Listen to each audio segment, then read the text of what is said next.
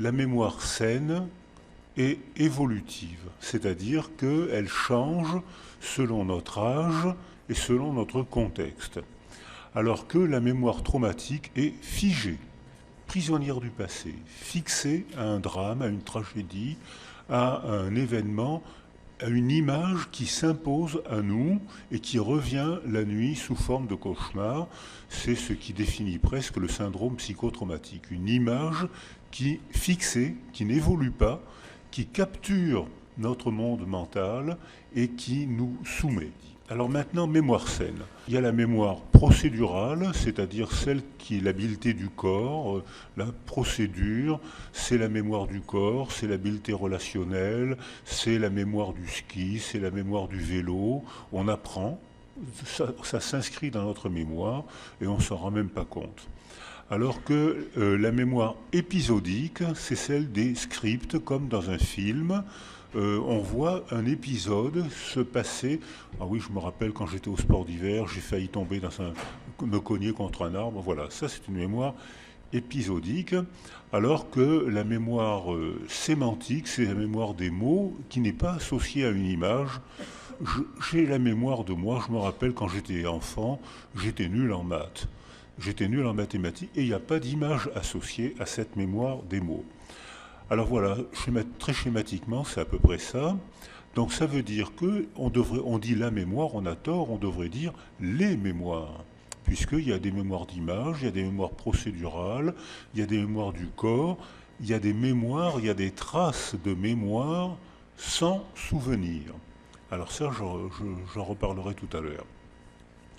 Alors, la mémoire traumatique, elle est très très différente. C'est que il m'est arrivé un malheur dans ma vie. L'image du malheur se fixe en moi. J'y pense dans la journée. Tout ce que je perçois rappelle ma mémoire, mon malheur. Et la nuit, ça me revient sous forme de cauchemar. Mon monde mental est pris par ce malheur. L'expression courante, elle dit bien ce qu'il faut dire. Je m'en sors pas. Alors, c'est vrai que dans cette mémoire traumatique, schématiquement, je parlais syndrome psychotraumatique, et vous remarquerez que je vais essayer de ne jamais employer le mot stress, comme le font les Américains. Les Américains parlent de stress post-traumatique, et nous, dans nos groupes de recherche, on pense que le mot stress n'a pas sa place. Parce que quand on est en agonie psychologique, on n'est pas stressé, et que le stress est une preuve de vie, même si ce n'est pas toujours facile. On est vivant si on est stressé. Et les gens en coma ou les gens morts ne sont plus stressés. Donc, comme cette image fixe notre mémoire, l'empêche de métaboliser, l'empêche d'évoluer. Je n'emploierai pas le mot de stress. D'ailleurs, la preuve, c'est que quand un malheur nous arrive, on est dans un premier temps KO, knock-out, sidéré. On croit, l'image qu'on donne de nous aux autres, c'est tiens, il souffre pas. Ben non, on souffre pas, on est KO. On est en agonie psychique, on est KO.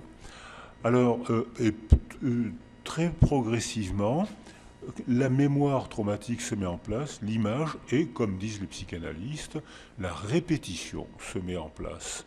Je pense à ça, je pense à ça. Et cette mémoire est intrusive parce que je ne peux pas y échapper. Elle s'impose à moi, je ne peux pas y échapper. Dernière définition, il faut distinguer l'épreuve et le trauma. Alors, dans la salle, 50% des gens, d'après l'OMS, d'après nos enquêtes, ont eu un traumatisme dans leur vie. Alors que 100% des gens dans la salle ont eu des épreuves. C'est-à-dire, mais dans l'épreuve, je stresse, alors là, je stresse dans l'épreuve.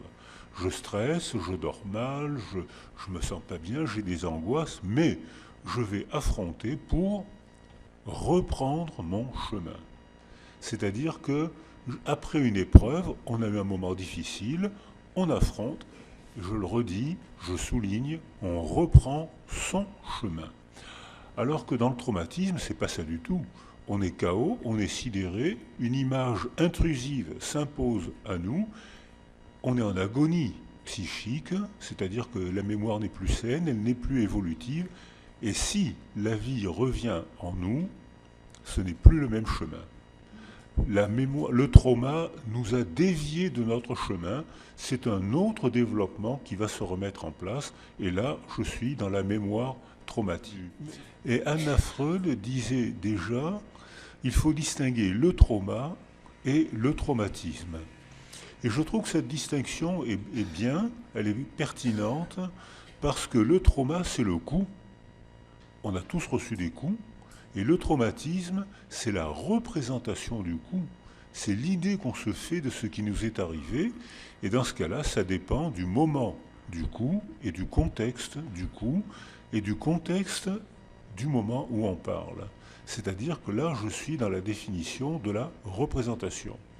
Alors maintenant, on va faire une régulation, une ontogenèse, c'est-à-dire comment la mémoire se développe, notre mémoire se développe, et je devrais partir de la mémoire intra-utérine, parce qu'il y a une mémoire intra-utérine, il y a des apprentissages intra-utérins. Eliane Noireau, je rappelle cette observation dirigée. L'idée, c'est un dentiste qui habite près de chez moi, Feijo. On avait fait un petit groupe, et je fais partie de la génération où nos enseignants nous apprenaient que un enfant ne peut penser que lorsque la parole se met en place. Donc on nous disait, tant qu'un enfant ne parle pas, il ne peut rien comprendre et il ne peut rien apprendre.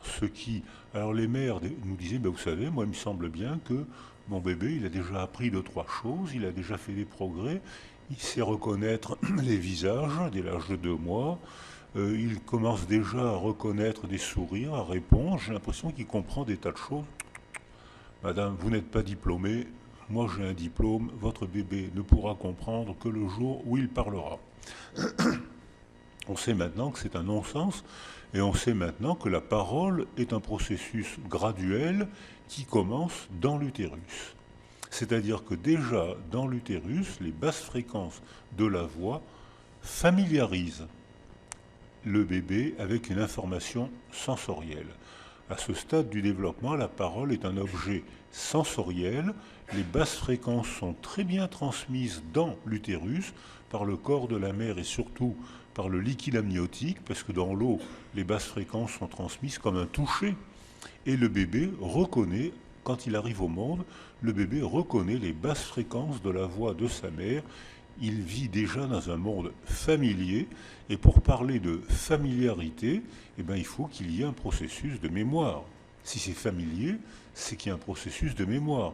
Si c'est non familier, c'est que c'est la première fois que ça arrive. Donc il n'y a pas de processus de mémoire. Or, il peut y avoir des traumas intra-utérins. Quand la mère est stressée, alors là je parle de stress, ça transmet quelque chose au bébé. Et je rappelle le travail de Shaul Harel, qui est un ami d'Izzy Pelk, qui est professeur à Bruxelles. Et Shaul Harel travaille à Tel Aviv, et on s'est rencontrés souvent pour mettre au point un programme d'observation. Shaul Harel a recueilli 170 femmes enceintes qui, à Tel Aviv, consultaient pour syndrome psychotraumatique, femmes israéliennes et femmes palestiniennes, parce que les syndromes psychotraumatiques dans ces pays-là, ça ne manque pas. Et ces femmes enceintes consultaient parce que leur mémoire était prisonnière d'une horreur. Elles pensaient qu'elles étaient enceintes avec leur mémoire prisonnière d'une horreur.